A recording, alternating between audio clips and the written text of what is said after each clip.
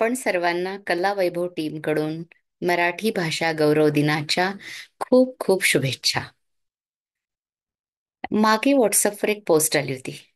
नाव नव्हते, कुणाला माहीत असेल तर कृपया सांगा. त्यांची माफी मागून त्या 2 पोस्टमध्ये थोडासा फेरफार करून तुमच्यापर्यंत थोडंसं काहीतरी पोहोचवण्याचा प्रयत्न करते. मराठी, हिंदी आणि इंग्रजी यांचं संमिश्र मिश्रण करून बोलणाऱ्या आपल्या पिढीला अडगळीच्या खोलीत गेलेले शब्द ऐकवण्याचा छोटासा प्रयत्न. मुळात अडगळ हा शब्दच अडगळीत गेलाय. पूर्वी प्रत्येक घरात एक अडगळीची खोली होती. सगळ्या नको असलेल्या परंतु कधीतरी कामास येणाऱ्या वस्तू तिथे जाऊन पडायच्या, जे आजकालचे आपले स्टोअर रूम. मुलगी क्राफ्टचा पसारा मांडून काहीतरी करत होती. म्हटलं, काय ग अशी फतकल मारून बसलीस मध्येच? तिच्या चेहऱ्यावर प्रश्नचिन्ह. फतकल? एकदा भाचीला म्हटलं, माझी बॅग जरा खुंटीला लटकवून ठेव. तर फिदी फिदी हसली. म्हणते, शी खुंटी?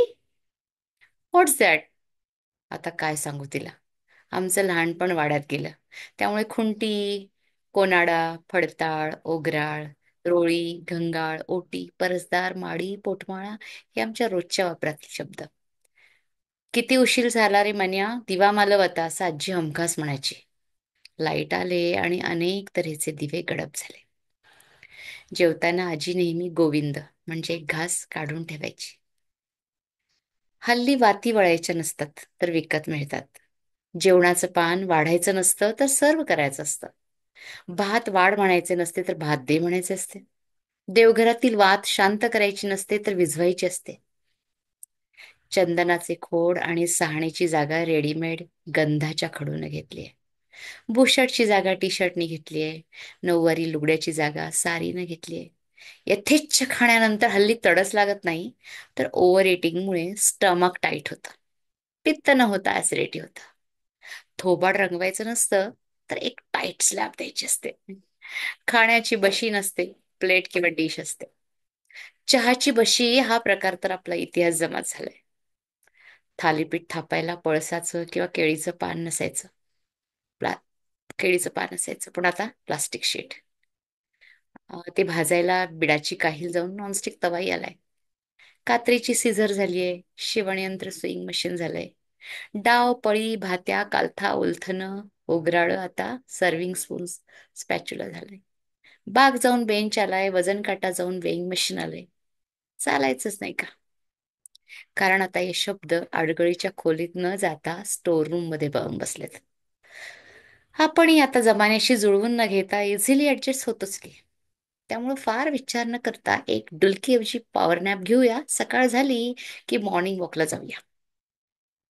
जुनी घरं आठवतात तसे शब्द खूपच आठवायला लागतात. ओटी, ओसरी, पडवी, परसू, माझघर, बळद, कोठीघर हे शब्द आता विसरायला झालेत. वळचण हा असाच एक अडगळीत गेलेला शब्द. घराची वळचण ही गुराढोरापासून आगंतुकापर्यंत सगळ्यांचं विसाव्याचं ठिकाण होतं. कोणी येथे विश्रांती घ्यावी असं. पागोळं. पागोळं म्हणजे काय? तर वळचणीवर पाऊस पडल्यानंतर बहुतेक पाणी पन्हाळीतून जमिनीत जातं, पण तरी बरेच चुकार थेंब पन्हाळीतून न येता ते खाली येतात. ती पागोळी. फडताळ. फडताळ म्हणजे भिंतीतलं कपाट. खुंटी, कोनाडे, देवड्या हे असे अडगळीत गेलेले शब्द. जुन्या घरातील न्हाणीघर म्हणजे आपलं बाथरूम हो. ऐस पैस चुलाण्यावर 25-30 लिटरचा हंडा तापत असायचा. दगडी चौरंग, वज्री, घंगाळ असायचे. तेही असेच कालबाह्य झाले. स्वयंपाकघरातली चूल गेली. त्या चुलीबरोबर चूल, वैल, निखारे शब्दही गेले. स्वयंपाकघरातील सतेली, तपेली, कथली, रोळ्या, गंज हे शब्द तर आठवतही नाहीत आता.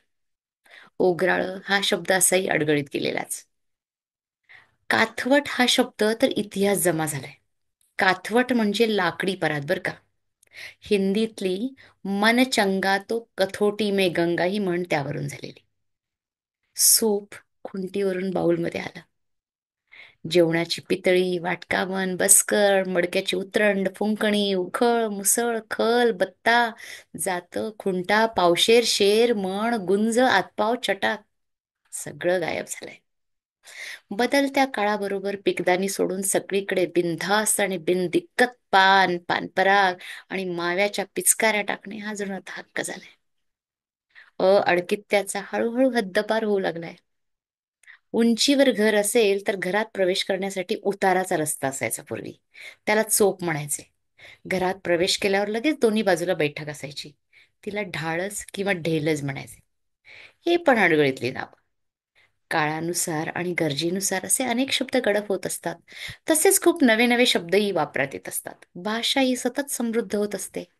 विकास आणि प्रगती ही सतत चालूच राहणार आहे. फक्त गेल्या अर्धशतकात पूर्वी प्रचलित असलेल्या पण विसरल्या गेलेल्या शब्दांची सहज उजळणी झाली, म्हणून हा शब्द प्रपंच. एवढंच. जुन्या आठवणी जाग्या झाल्या ना. एक छोटीशी गोष्ट. एक होतं गाव. एक होतं गाव, महाराष्ट्र त्याचं नाव. गाव खूप छान होतं, लोक खूप चांगले होते, मराठी भाषा बोलत होते, गुण्यागोविंदाने राहत होते. त्यांचं मन खूप मोठं होतं, वृत्ती खूप दयाळू होती. दुखलं खुपलं तर एकमेकांच्या हाकेसरशी धावून जायचे. आल्या गेलेल्याला सांभाळून घ्यायचे, एकमेकांना साथ देऊन जगण्याचं गाणं शिकवायचे. महाराष्ट्रात होता एक भाग, मुंबई त्याचं नाव. मुंबई त्याचं नाव. मुंबई सुद्धा छान होती, महाराष्ट्राची शान होती, सर्वांच्या आकर्षणाची बाब होती. आजूबाजूचे सगळेच मुंबईसाठी धडपडत होते. इथे आले की इथलेच होऊन राहत होते.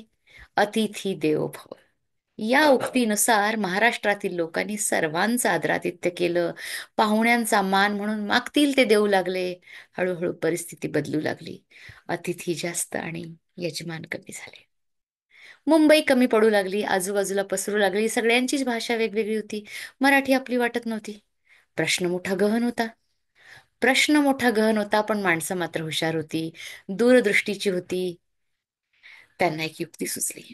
दूरदेशीची परदेशातील भाषा त्यांना जवळची वाटली. त्यांना वाटलं आपली मुलं शिकतील, परदेशात जातील, उच्च शिक्षित होतील, सर्वांचाच अगदी महाराष्ट्राचाही विकास होईल, म्हणून त्यांनी याच भाषेतील शिक्षणाची सोय केली.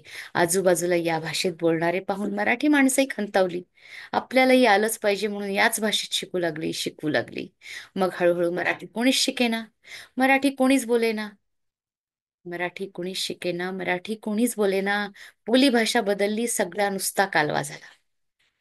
शुद्ध सुंदर मराठीचा लोप झाला. अशा या महाराष्ट्रातील एक छोटा मुलगा आपल्या आई बरोबर, माफ करा, आपल्या मम्मी बरोबर एकदा वाचनालयात गेला. चुकून त्याचा हात पुस्तकावर पडला. त्यानं ते उघडलं. पुस्तक शहारलं. पानं फडफडली, आनंदित झाली.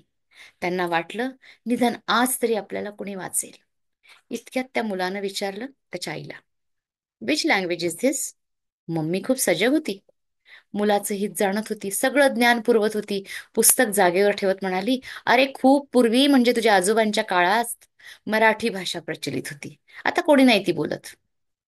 पुस्तक कोमेजलं. पानं आक्रसली, पानापानातून अश्रू ठिबकले.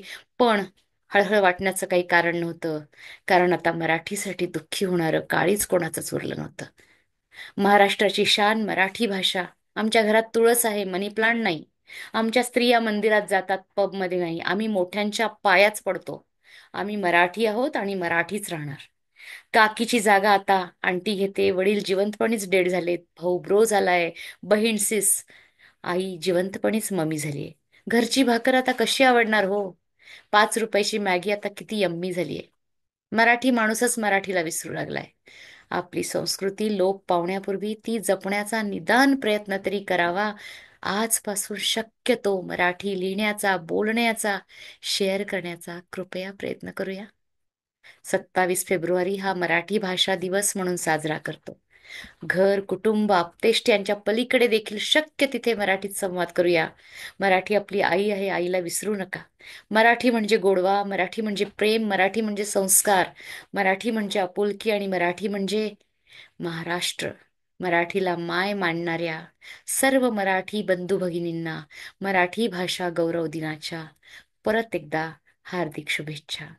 धन्यवाद. ही पोस्ट आवडली असेल तर कृपया लाईक करा, सबस्क्राईब करा, शेअर करायला विसरू नका आणि कमेंट करायला तर मुळीच विसरू नका. धन्यवाद.